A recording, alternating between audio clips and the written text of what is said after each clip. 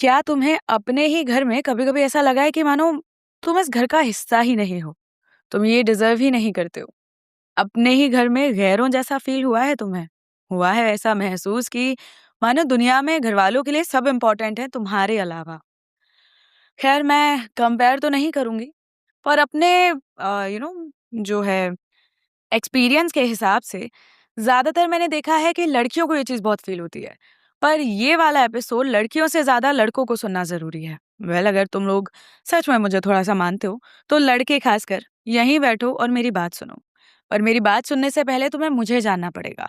So hi guys, this is your host कम दोस्त Khushi and I am back with another midweek Vartalap episode. लगाओ कानों में ईयर प्लग्स और हो जाओ दुनिया से थोड़े से दूर। और ये सिर्फ लड़के ही नहीं, अगर जैसे अगर पेरेंट्स ये एपिसोड सुन रहे हैं, जो कि मुझे बहुत पता चला है आजकल में कि काफ़ी सारे लोगों के पेरेंट्स मेरा पॉडकास्ट सुनते हैं, मुझे पहले तो बहुत अच्छा लगा। बट अगर आप सुन रहे हैं ना, तो प्लीज़ एक ओपन माइंड से ये सुनना। मैं किसी को डिग्रेड नहीं करना चाह रही हूँ, बस मैं एक पर्सपेक्टिव रखना चाह रही हूँ। मेरे सामने कुछ ही वक़्त में 2-3 ऐसे लोगों के मैसेज आए जिन्होंने मुझे बहुत शैटर फ़ील करवाया, बहुत बुरा, बहुत टूटा हुआ फ़ील करवाया और इसीलिए मैं ये एपिसोड बनाने यहाँ पर आ गई।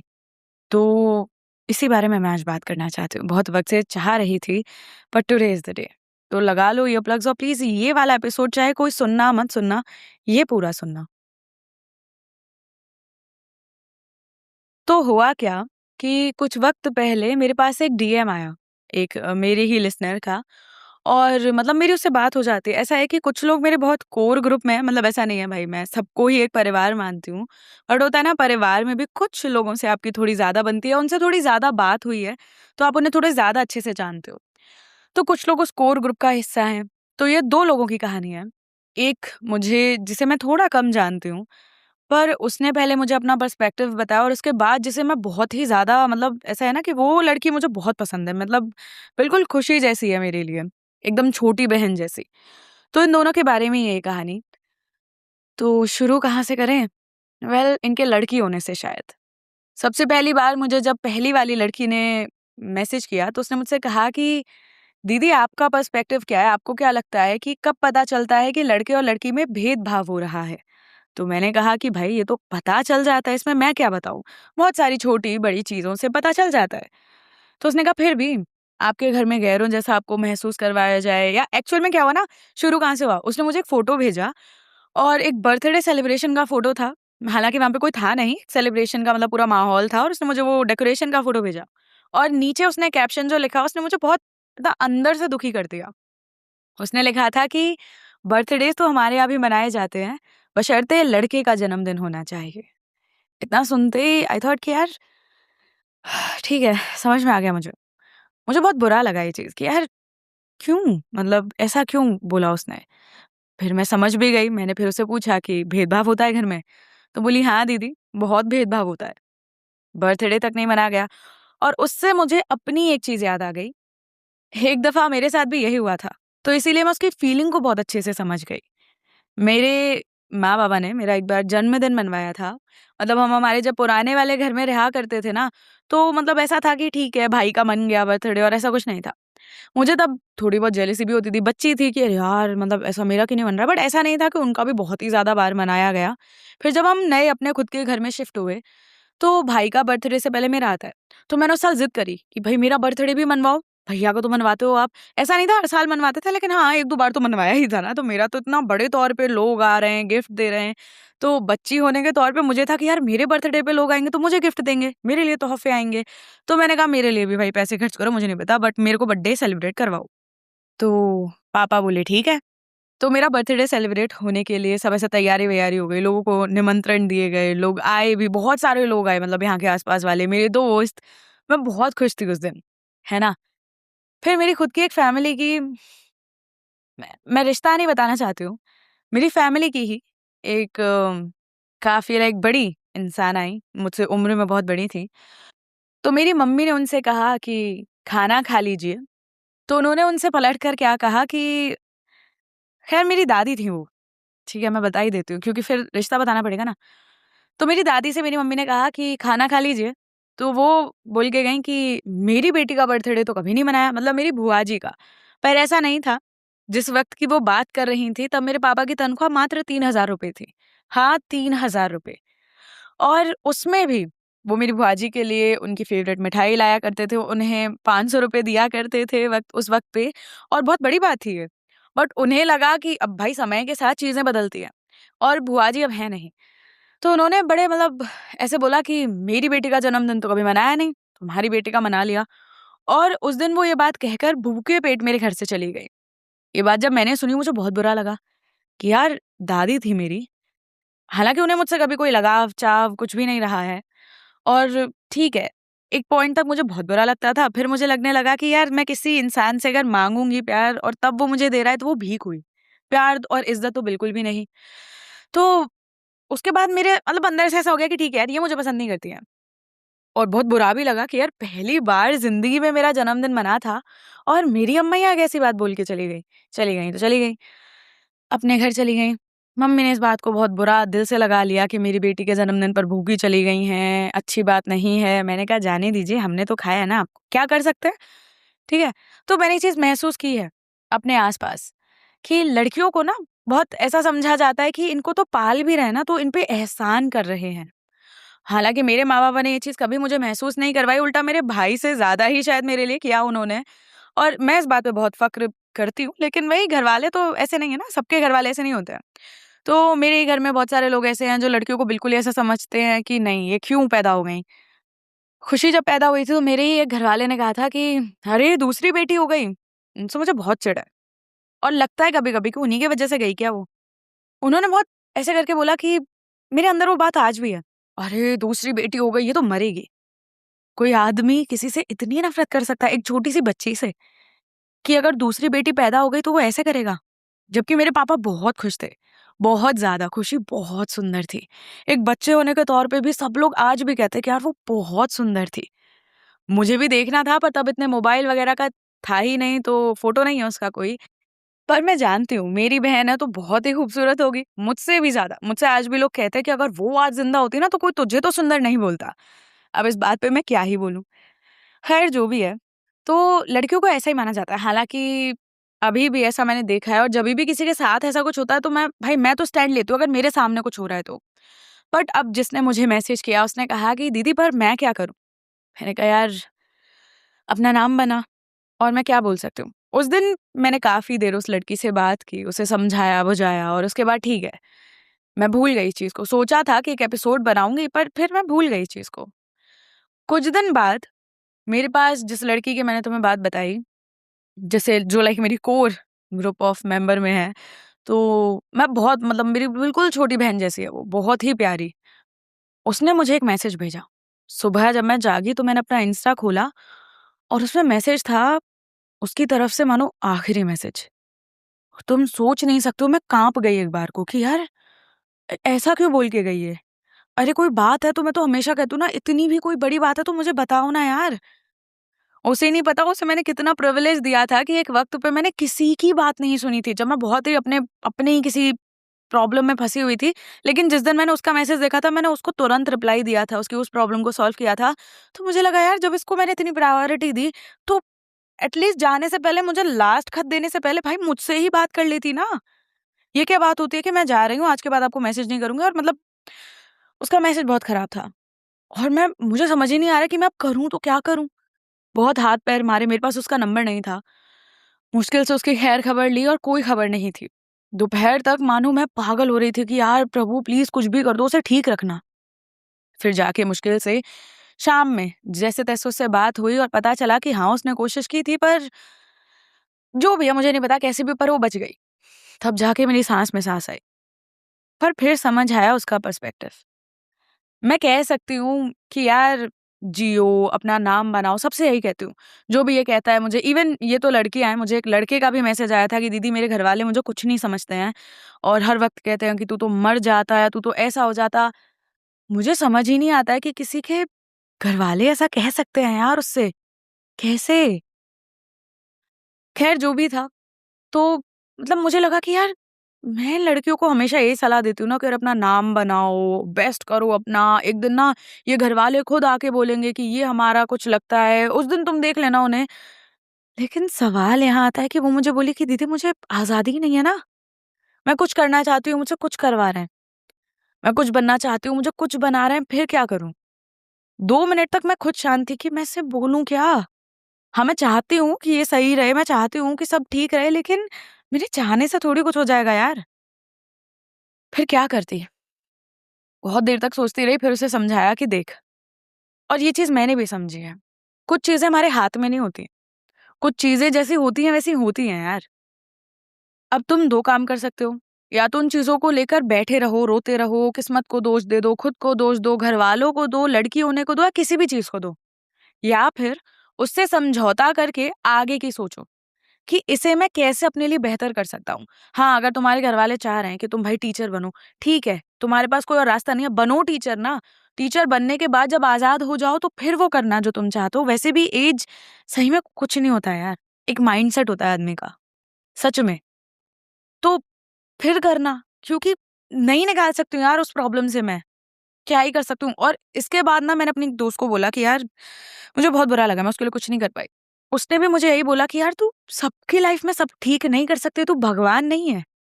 हाँ, तू उनसे बातें कर सकती है, समाधान दे सकती है अगर तेरे पास कोई है तो, पर ठीक नहीं कर सकते, जादू की छड़ी नहीं है तेरे पास। जिसका जो जीवन है वो उसे ही जीना पड़ेगा। हार्श रियलिटी है पर है। मैं भी उसे बस इतना ही कह पाई कि यार बना अपना नाम, कर कुछ अपने लिए, पर इससे ज़्यादा कुछ भी नहीं कह पाई मैं उसे। क्या ही कहती यार। फिर सोचा कि सिर्फ वही नहीं, न जाने कितनी लड़कियां हैं ऐसी जो हर रोज अपने घर में ये सब चीज झेलती हैं। उसके घरवाले ही उसे हेट करते हैं। कैसे होते हैं ना ऐसे माँ बाप। हर बच्चे के माँ बाप होना ना, लाइक हर बच्चा माँ बाप डिजर्व करता है, लेकिन हर माँ बाप बच्चे डिजर्व नहीं करते।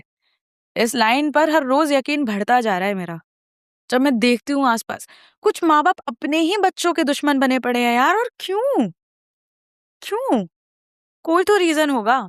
वो इतनी प्यारी है, इतनी सहज, इतनी अच्छी बच्ची है यार, कि कभी-कभी मैं सोचती हूँ कि शायद अगर खुशी आज होती तो ऐसी होती।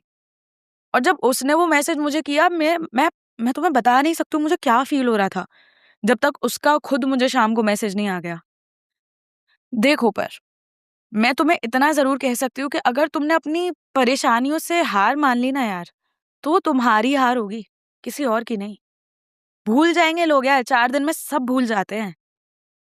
तो अगर तुम चाहते हो ना कि लोग तुम्हें याद रखें, तुम चाहते हो कि यार ठीक है, ज़िल्लत की है ज़िंदगी, जियो। एक दिन ऐसा नाम बनो ना कि लोग बोलें कि यार उसने भी तो जी थी, तो हम भी मिसाल बनो।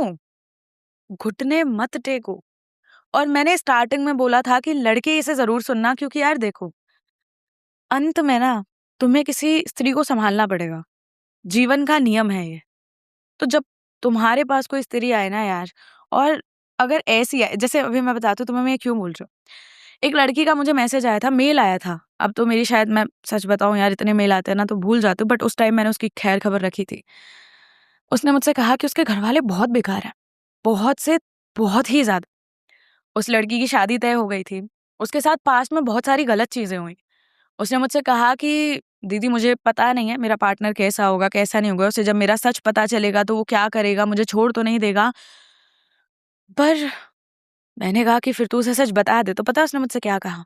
दीदी हिम्मत नहीं है। और हिम्मत से ज़्यादा अगर उसने मुझे शादी तोड़ दी ना मुझसे, तो मैं इस घर से कभी निकल नहीं पाऊँगी। भले ही मुझे शादी के बाद छोड़ देगा ना, मैं यहाँ से भाग तो जाऊँगी। सोचो, किसी का घर उसकी सबसे बड़ी कैद है यार। कैसी दुनिया रह गई है। खुद के माँ-बाप ही खुद के सगे नहीं हैं। मुझे उस लड़की की बात सुन के भी बहुत बुरा लगा था कि यार क्या करूँ फिर मैं?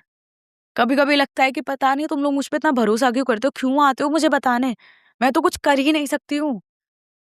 हालाँकि मेरा फेमस होने का ना एक और रीज़न था। ना ही सिर्फ़ वो लड़की जिसकी मैं बात कर रही हूँ, बल्कि वो दोनों ही लड़कियाँ, न जाने कितनी और लड़कियाँ ऐसी हैं। मैंने उसे ये बोला कि ठीक है, अभी जो पेरेंट्स कह रहे हैं कर, पर हार मत मान। क्योंकि तू हार मान जाएगी ना, तो यार तुम ख़त्म कर लो खुद को। कर लो, कोई दिक्कत नहीं है। भूल जाएँगे लोग तुम्हें। बोलेंगे यार पता नहीं लड़की की वज़ह से ख़त्म कर लिया खुद को। 4 अजीबो-गरीब चीज़ें लगाएँगे तुम्हारे ऊपर, जो सच भी नहीं होंगी।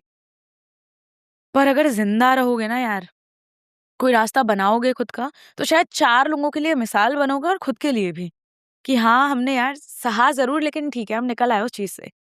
हमारी वजह से 4 और लोग निकल आए। मैंने कहा था ना तुमसे, एक वक़्त मैं भी इतनी बेवकूफ़ थी, मैंने भी ट्राई किया था लेकिन बच गई। और आज तुम लोग बताओ, मेरे ज़िंदा रहने से तुम में से एक इंसान तो खुश होगा ना? तो बताओ, मैं एक इंसान की खुशी छीन लेती खुद को मार के? तुम भी तो वही करोगे। हाँ, माना बहुत वजह देता है ये समाज हमें खत्म कर देने की, लेकिन जियो यार, खुद के लिए जियो, नाम बनाओ अपना। क्योंकि किसी को याद रहो ना रहो, खुद की मिसाल बनो। 4 लोग और बोलेंगे तुम्हें कि हाँ यार, कोई था जिसने हमारे जैसा कोई था, वो निकल गया ना इस सिचुएशन से, हम भी निकल जाएँगे। पर खत्म मत करो चीज़ें। और रही बात मेरी, तो मैं बस इतना ही चाहती हूँ कि जिस दिन मैं फेमस हो जाऊँगी ना यार, जिस दिन मेरे पास बेशक बहुत सारा पैसा होगा ना, तो मैं ना एक घर बनाऊँगी। मेरा सपना है ये, मज़ाक से हट के, कि मैं एक घर बनाऊँगी और उस घर में ना हर उस इंसान को आने की मेरी तरफ से इजाज़त होगी जो अपने घर से दूर रहना चाहता है। जिसे अपने घर में कभी प्यार नहीं मिला। मैं चाहती हूँ कि ये कोई वृद्धाश्रम बना रहा है, कोई अनाथालय, लेकिन बहुत सारे लोग ना ऐसे भी हैं जो जिनके पास माँ-बाप हैं, लेकिन माँ-बाप के होते हुए भी वो अनाथ हैं। ऐसे लोगों के लिए एक घर बनाना चाहती हूँ मैं कि यार तुम आज़ादी से रहना, बस मेरे पास उतने पैसे तो आएँ। सच में, मेरा एक रीज़न ये भी है कि जिस दिन मैं बहुत फ़ेमस हो गई ना, मेरे पास बहुत पैसा आ गया, उस दिन सच में एक घर बनाऊँगी। कोई आज़ादी से वहाँ साँस ले पाएगा ना, शायद उस वज़ह से मेरी 2 साँसें और बढ़ जाएँगी। सच में मेरा सपना है यार। हाँ, मैं अभी कुछ नहीं कर सकती हूँ, लेकिन शायद किसी दिन कर पाऊँ, शायद। इसीलिए मतलब मैं कहती हूँ ना यार कि तुम्हें कुछ अच्छा, और जब मुझे कोई बोलता है कि दीदी आपकी स्टोरी अच्छी लगी, हमने किसी को शेयर की और फिर उसने भी आपको फ़ॉलो किया या ऐसा कुछ, तो लगता है चलो ठीक है, धीरे-धीरे कारवाँ बढ़ तो रहा है। फिर सोचती हूँ यार ये जेन ज़ी क्या ही नहीं कर सकती है, किसी को भी पल में वायरल कर देती है। जिस दिन मैं हो गई ना और जिस दिन मेरे पास पैसा आ गया, देखना तुम, कितने सारे लोगों को वादा कर चुकी हूँ, पर अभी तक उसे मुकम्मल करने का कोई रास्ता दिखा नहीं है मुझे। बस इतना ही चाहती हूँ कि यार अगर तुम किसी लड़की को किसी के साथ रिलेशन में हो या तुम किसी रिश्ते में हो, तो प्लीज़ यार उसे ना प्यार से रखना। लड़कियाँ कुछ भी नहीं चाहती हैं, सिर्फ़ प्यार।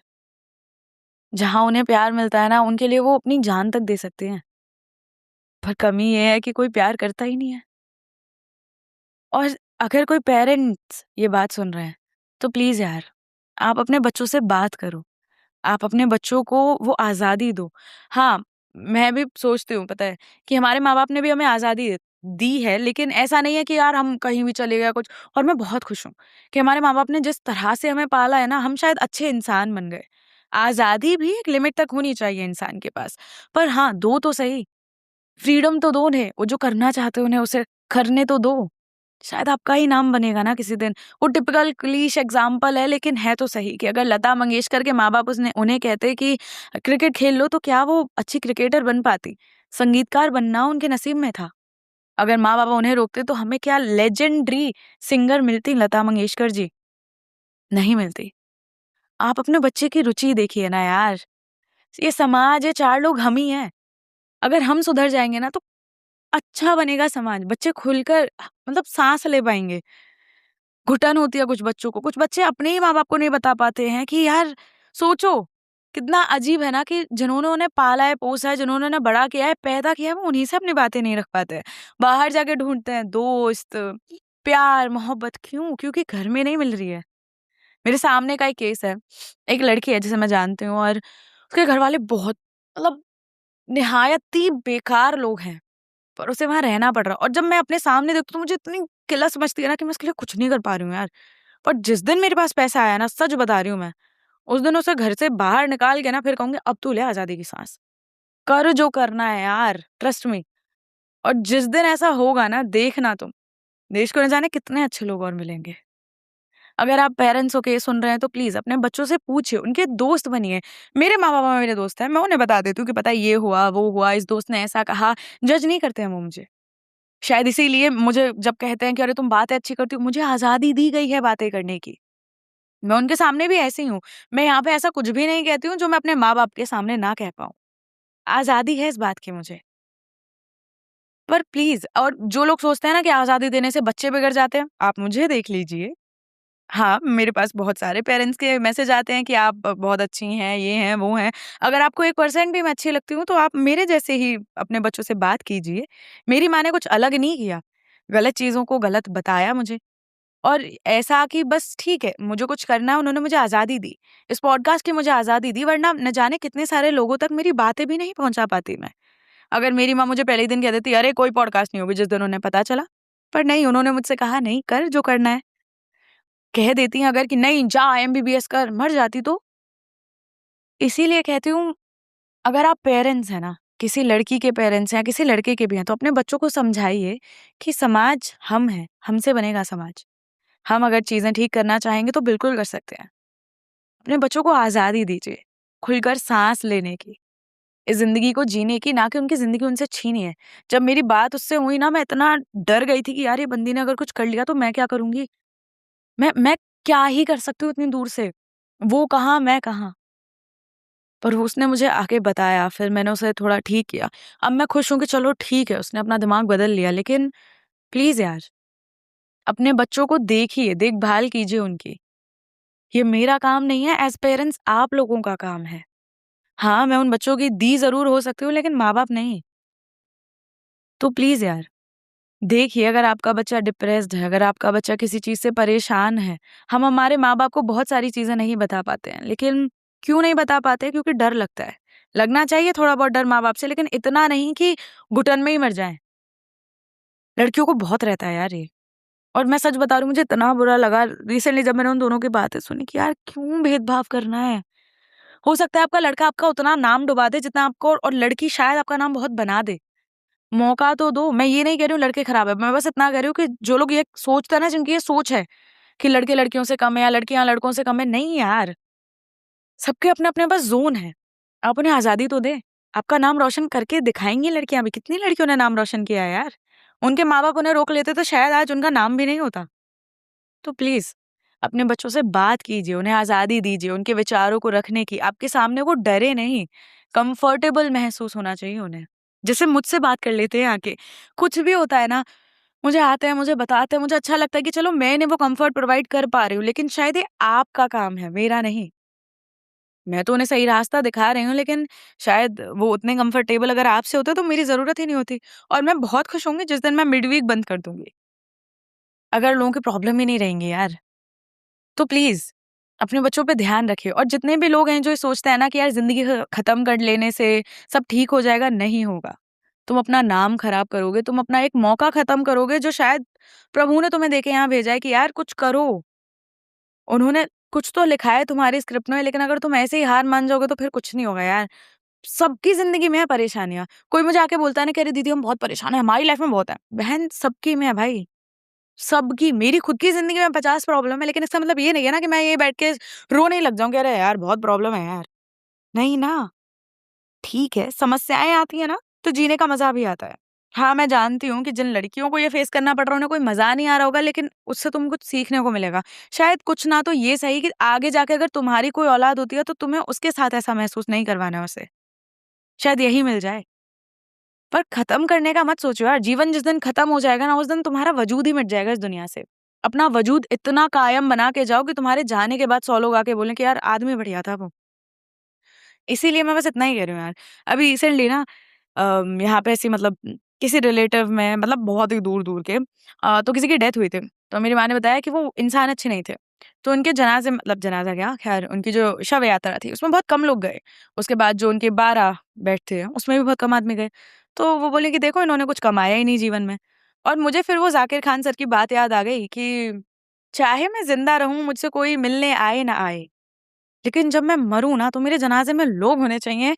ऐसा किरदार मुझे बनाना है कि लोग आके देखें कि यार इस बंदे को तो एक बार आखिरी बार देखना है मुझे आँखों से। इसकी यात्रा में तो मुझे शामिल होना है। मुझे भी वैसा ही बनना है यार, कि हाँ मतलब ऐसा हो।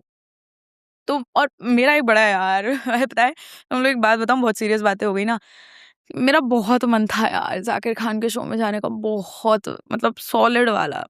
क्या ही करूँ यार, तुम लोग तो कुछ कर सकते हो, इतने सारे लोग हो, तुम जाके अगर उनके एक पोस्ट पे जाके कमेंट धड़ाधड़ करे जाओ ना कि भैया एक बारी खुशी दीदी से आप मिल लीजिए, तो देखो मेरा कुछ हो सकता है। तुम लोगों के हाथ में मेरी बहुत सारी ख्वाहिशें हैं, लेकिन तुम पूरी नहीं कर रहे हो बताओ, गलत बात है ये। मैं यहाँ गला बैठने होने पर भी तुम लोगों से आके बात कर रही हूँ और तुम लोग हो कि हाँ ठीक है, खुशी दीदी के लिए क्या ही करना है यार, कुछ करना है तो करो ना, जाके उनके पोस्टों पे कमेंट करो कि यार जाओ खुशी दीदी से बात कर लो। क्योंकि उन्होंने शो ही बंद कर दिया। पता है मैंने भैया को बोला, वो बोले कि अगर दिल्ली में शो होगा तो मैं तुझे बुला लूँगा। उन्होंने शो ही बंद कर दिया। अब वो कुछ वक़्त का ब्रेक लेना और मुझे सीरियसली उन्हें लाइव देखना था यार। This was like one of my biggest bucket list thing. ऐसा इंसान जिससे जिससे मैंने बहुत सारी चीज़ें सीखी है ना, मुझे उसको सामने से सुनना था। और मैंने मैंने सुना है लोगों को यार जो उनके शो में गए कि there is a different person when you go to Zakir Khan's show and then when you come out of that show. फिर कभी-कभी पता है क्या सोचती हूँ, काश मैं भी ऐसा किसी दिन कोई शो करूँ और कोई मेरे बारे में भी ऐसी बात बोले, भाई साहब उस दिन तो मतलब जीवन सिद्ध हो जाएगा मेरा कि यार। पर ख़ैर पता नहीं क्या होगा, क्या नहीं होगा फ्यूचर में। मैं ज़्यादा नहीं सोचती हूँ, पता नहीं कब मर जाऊँ, कब क्या हो जाए। तो इतना नहीं सोचते हैं, बट हाँ, मतलब जैसे अगर मरने से पहले फ़ेमस हो जाऊँ, अपना नाम बना लूँ ना भाई, तो आराम से सुकून की मौत मरूँगी। देखो क्या होता है, तुम लोग के हाथ में बहुत सारी चीज़ें हैं। और जितने लोग, वैसे जोक्स अपार्ट, जितने भी लोग मुझे आके कहते हैं कि दीदी हमने शेयर किया। अब जैसे कल आज मुझे सुबह किसी नाम याद नहीं आ रहा, आई एम सो सॉरी, और मुझे किसी ने भेजा था कि दीदी देखिए मेरी एक दोस्त ने आपको रिव्यू दिया और मतलब इतना प्यारा अच्छा लगा मुझे कि यार उसने अपनी दोस्त को रिकमेंड किया, फिर उसने रिव्यू दिया कि खुशी की दुनिया बहुत अच्छी है। तो मुझे बहुत अच्छा लगा, दिल से बहुत अच्छा लगा। रैंकिंग्स गिर रही हैं, पता नहीं क्यों गिर रही हैं। देखो क्या होता है। पर मतलब कभी-कभी लगता है यार सपने में कि और मतलब मैं किसी दिन फेमस होंगी क्या? कुछ होगा क्या इस लाइफ में? सच बताऊँ तुम्हें, मैं भी ना बहुत एक नॉर्मल सी इंसान थी। मैं भी सोचती थी कि यार मैं कुछ कर पाऊँगी जीवन में, नहीं कर पाऊँगी। फिर जब ये पॉडकास्ट शुरू किया, इतना बड़ा परिवार बन गया, ये भी सपने से कम नहीं है मेरे लिए। और हाँ, एक तो मैं बात बताती हूँ, मुझे एक चीज़ रिसेंटली हुई, मुझे इतनी अच्छी लगी ना, मैं तुम्हें बता नहीं सकती हूँ।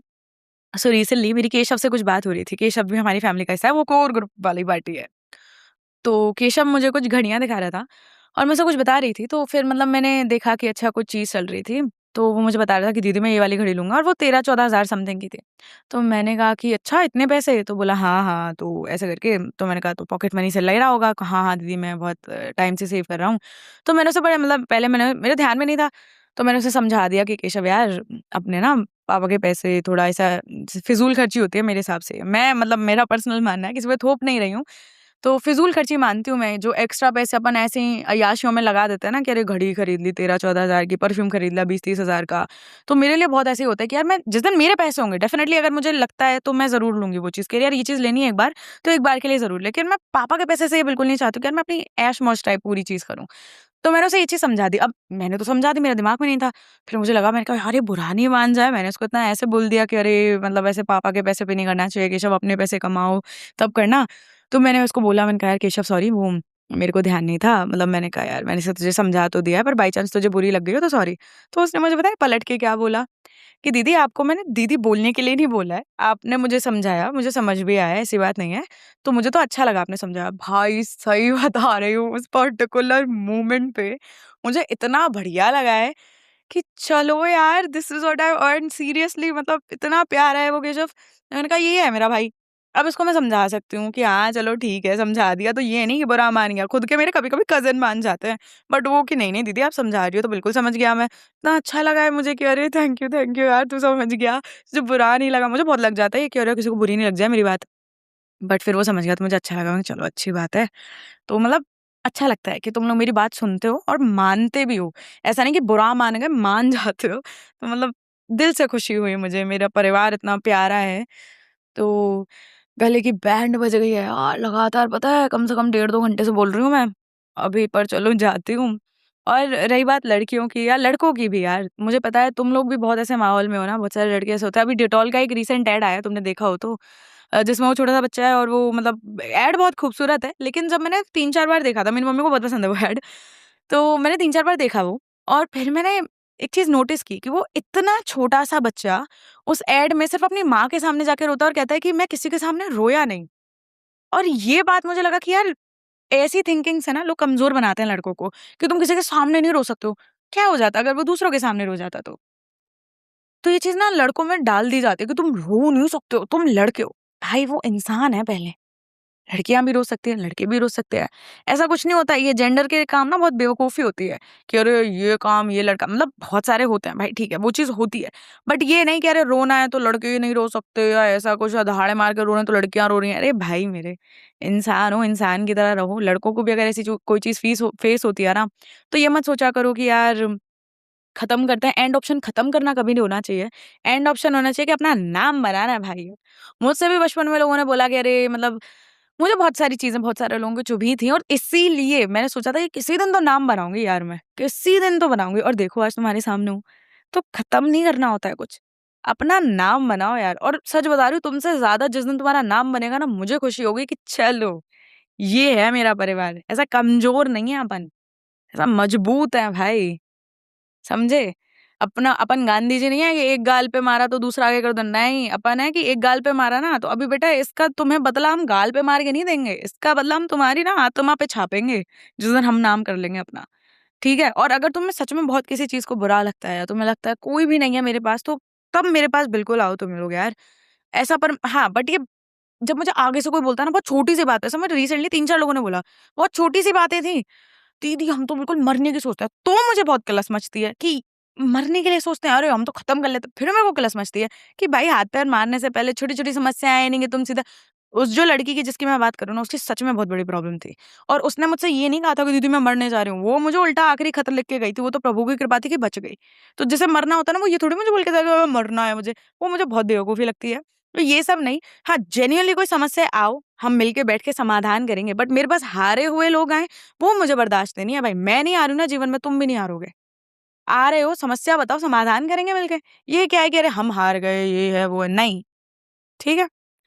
गले की वाट लग गई है। चलो, मिलते हैं किसी और एपिसोड में, टेंशन नहीं लेने का है और you can follow me on Instagram @HU_SHEI_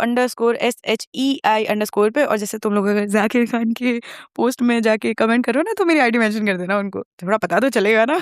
ठीक है? चलो, जोक्स अपार्ट मैं मिलती हूँ किसी और एपिसोड में, till then take care and bye bye और ध्यान से रहो यार।